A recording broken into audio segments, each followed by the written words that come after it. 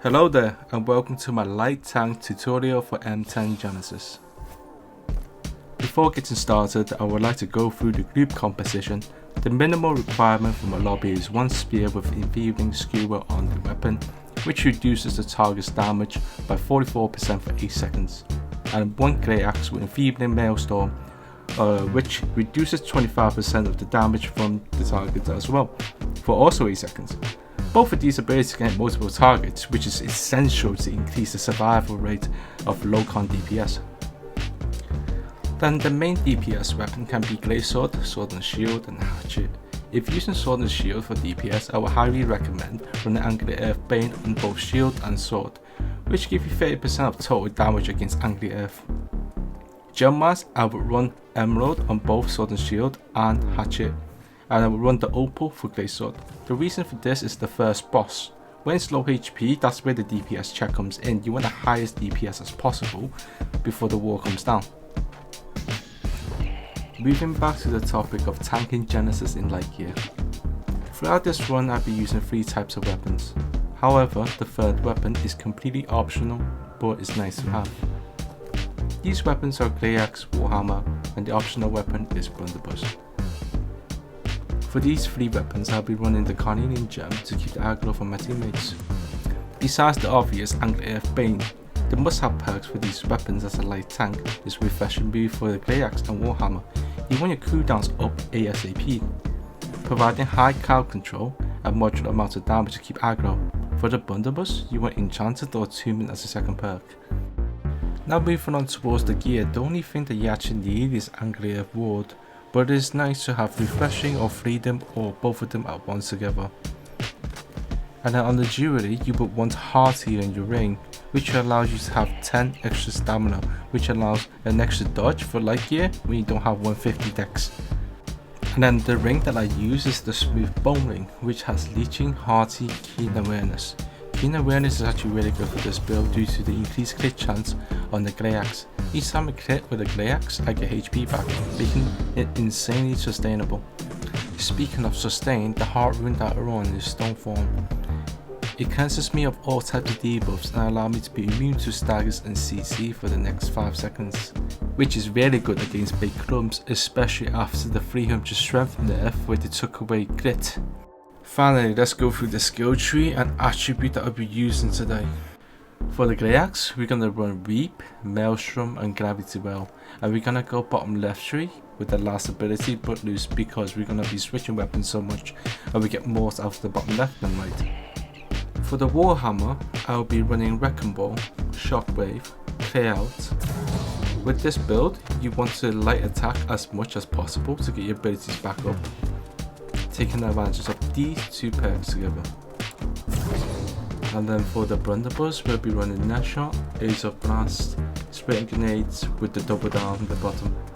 For attributes, you want to run between 50 to 150 con depending how comfortable you feel in your group, and everything else should go towards strength for this build.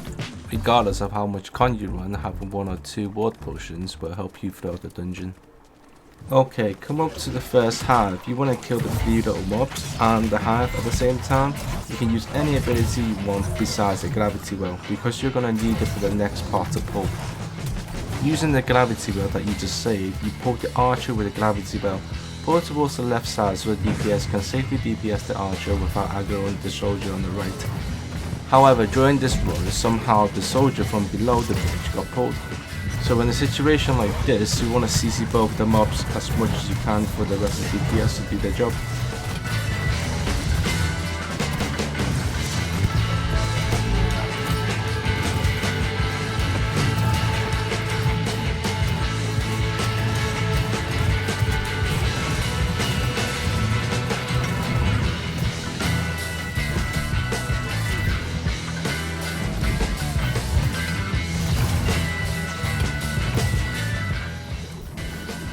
With this first side boss here, you want to get your stamina bar down as soon as you can, which means heavy attacks with the hammer, using Wrecking Ball, using Maelstrom with the Grey Axe.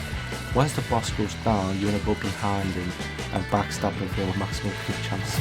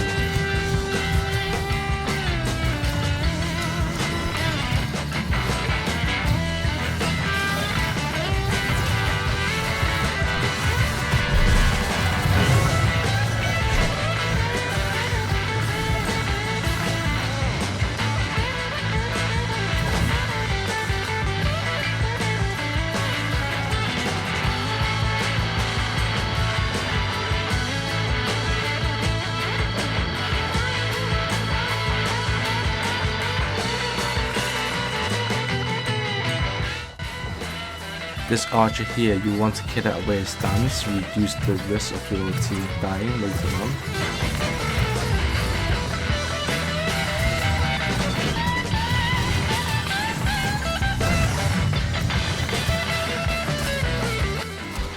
After you kill the archer, you want to kill the hard here with the little ones also.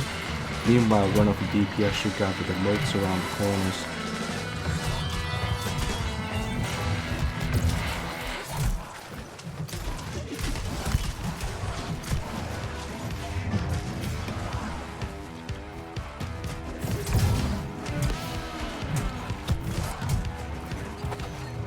For this mage part here, you want to go in first to grab the aggro of the little ones, and then use a ward potion if needed to.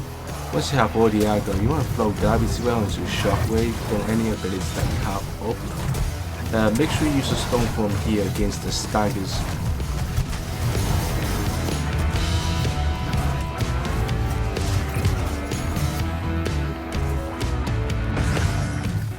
These 3 mobs here over this corner, you want to kill those also to get the 60 kill count at the end. Coming up to the tree section, you want to use the hammer as the main weapon and a grey axe for mobbing. You want to light attack as much as you can with the hammer to get your cooldowns back up. You want to constantly CC the soldier guys because these guys are the ones that does the most damage.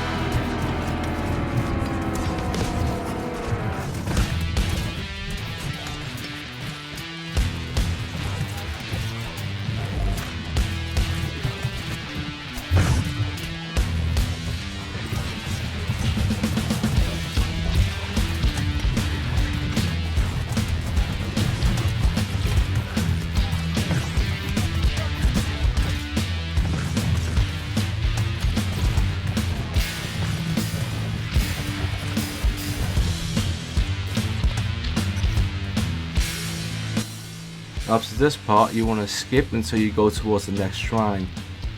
But there are a few things that you want to keep in mind. So starting up here, this tree here, you want to stick to the tree as close as you can. You want to be touching the tree as you walk past. For this next part here, you will want to also stick to the tree so you don't get any aggro from taxi.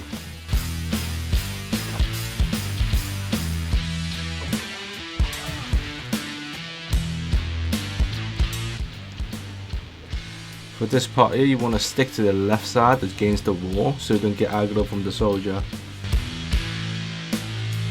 Once you walk past, you want to go straight on the bow guy with a wrecking ball. As soon as you wrecking ball, go towards the back, get the aggro of the little ones, and then clump them up, CC them, kill them. As you can see, someone just sticks to the wall and pull the soldier when they're walking past.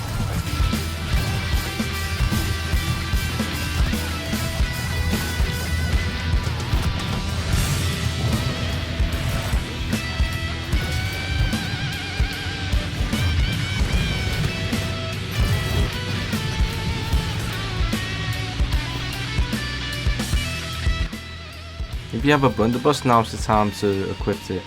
The only thing that you actually need is the hammer to tank the first boss. The second weapon is mainly for DPS.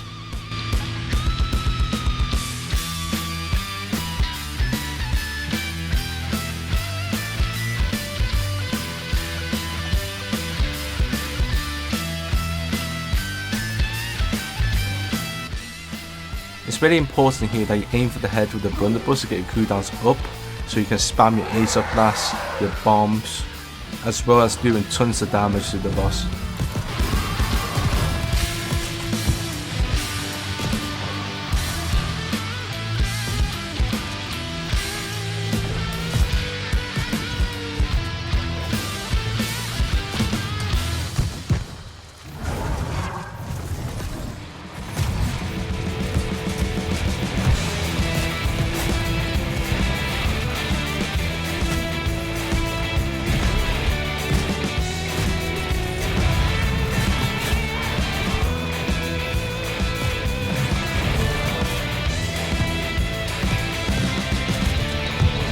When the boss dives into the floor, you can actually use the bombs to do damage even though he's unique, and when he comes back up to shoot it with the Blunderbuss, it's free damage while you wait.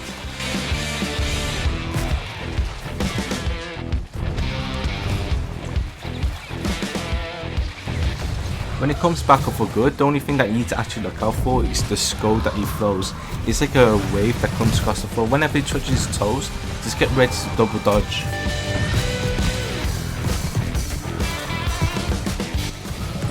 Now that you can see the walls are going down, you want to use the hammer. You want to peel for your DPSs by applying CC with the hammer. And hopefully with the extra time you provide them, you can finish off the boss.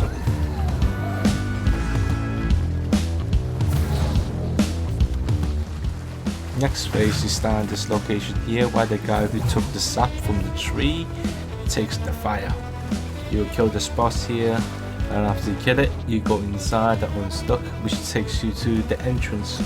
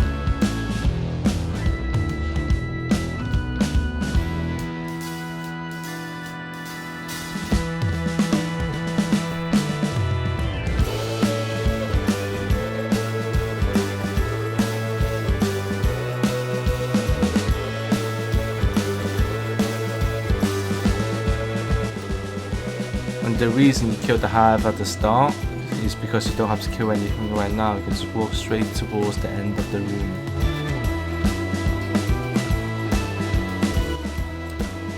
Jumping down here, you want to stick to the right side so you then get aggro of the 3 little ones on the left. Now you're going to move forward and walk around, take aggro of the 3 mobs here that you want to kill. The reason you want to get the aggro is so they all come at you at once, so you can just shockwave them all together on gravity well. And then you do the same as before, using the hammer to CC and then react to mob. However, from this point onwards, you can actually stick with Blunderbuss hammer to do the rest of the run. Then with the big guy, you want to do what you did already before, using the hammer for heavy attacks and weapon balls to do the standard bar down, and then using the Grey Axe Maelstrom also, and then using Grey Axe behind to DPS.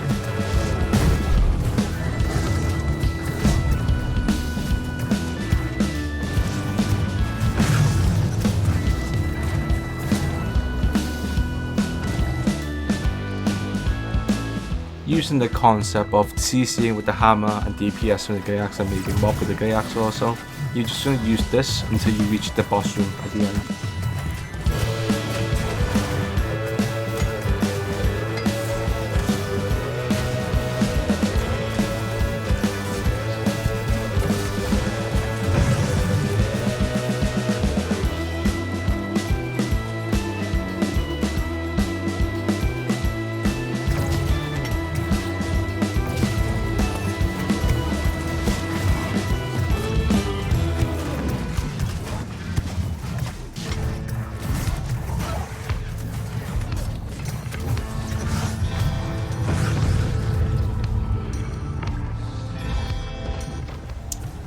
It's really important that you take the team towards the shrine at this point. So if someone died at this point, they will get sent all the way back before the first boss, which was a long way to go.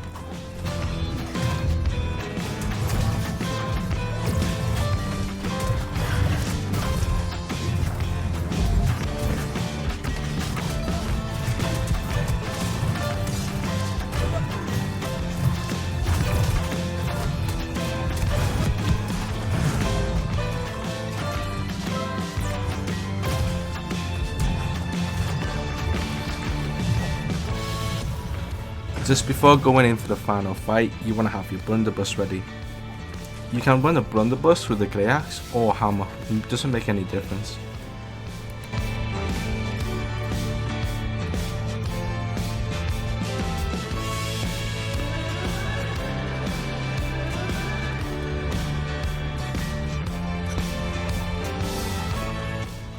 When it comes to fighting this boss, there's only two things that you actually need to look out for. Number one is the slam, number two is the scream. With both of these attacks from the boss, you want to dodge towards the left side.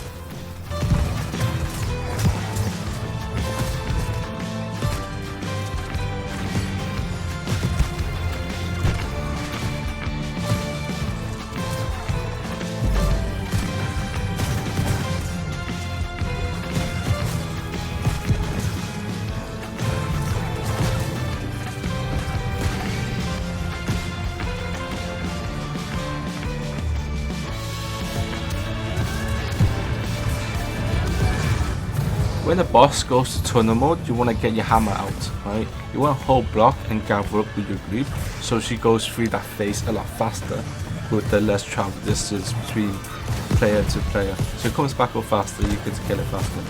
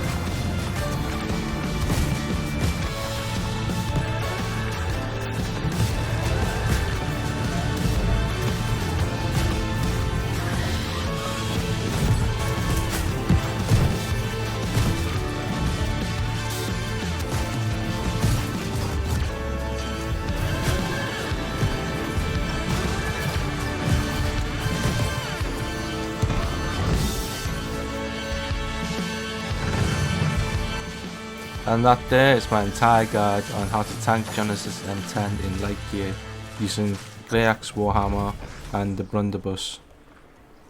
Hopefully you can take something from this video and learn from it. Thank you for watching and good luck on your runs.